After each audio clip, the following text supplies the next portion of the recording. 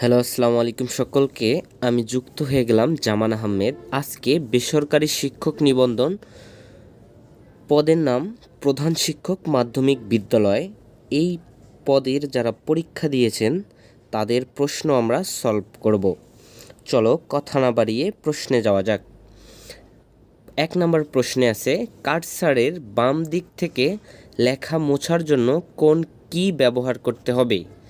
উত্তর, ব্যাকস্পেস।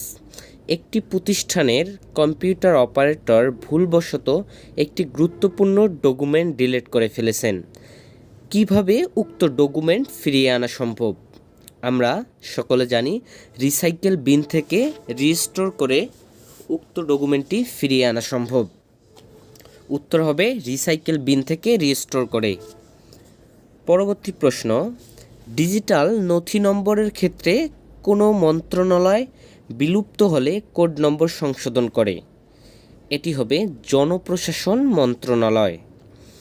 একটি PNG format ছবি জেপিইজি ফরম্যাটে কনভার্ট করতে কোন সফটওয়্যার ব্যবহার করতে হবে অথবা কোন সফটওয়্যার ব্যবহার করা লাগবে? এটা উত্তর হবে এমএস পেইন্ট। পরবর্তী প্রশ্ন, এমএস এক্সেলের বিকল্প হিসেবে গুগলের কোন সার্ভিসটি ব্যবহার করা যেতে পারে? উত্তর, গুগল শিট।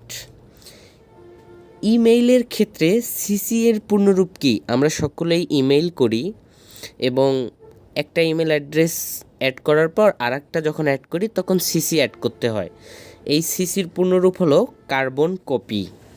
পরবর্তী প্রশ্ন, ইন্টারনেটকে কেন্দ্র করে যে সকল কম্পিউটার ক্রাইম সংঘটিত হয় সেগুলোকে কি বলে? উত্তর হবে সাইবার ক্রাইম। কোন সংস্থা বা প্রতিষ্ঠানের ক্ষেত্রে তথ্য অধিকার আইন 2009 প্রযোজ্য নয়? কোন প্রতিষ্ঠানের ক্ষেত্রে তথ্য অধিকার আইন প্রযোজ্য নয়? এটি হবে গোয়েন্দা সংস্থা।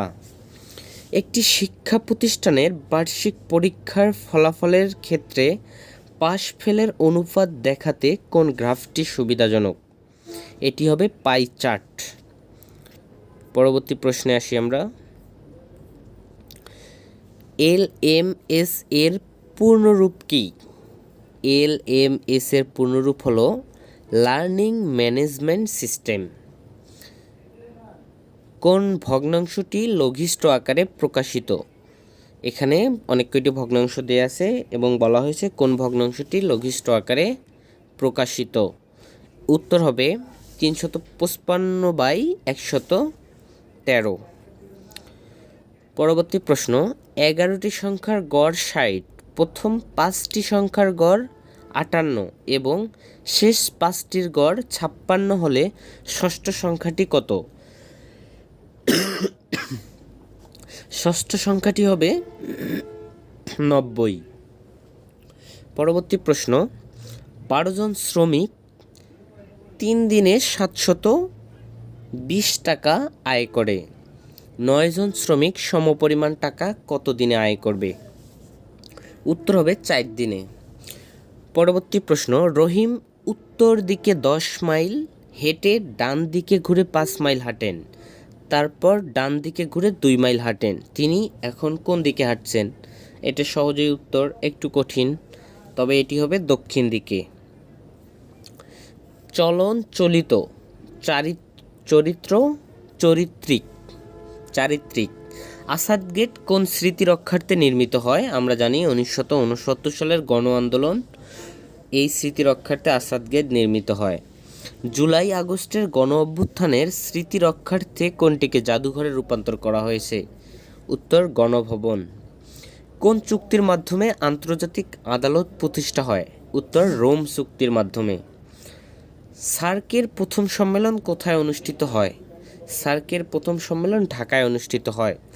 ভারত ও চীনের মধ্যে বিরোধপূর্ণ রাজ্যটি হলো অরুণাচল। তো এই ছিল তোমাদের জন্য 1 থেকে 20 পর্যন্ত প্রশ্নের সমাধান। আপনারা যদি চান পরবর্তী ক্লাসে পরবর্তী প্রশ্নের সমাধান দেওয়া হবে। তো ভিডিওটি দেখে উপকৃত হলে চ্যানেলটি সাবস্ক্রাইব করে পাশে থাকুন। দেখা হবে আবার আগামী ক্লাসে। সে পর্যন্ত ভালো থাকো, সুস্থ থাকো। সকলকে আবারও আসসালামু আলাইকুম।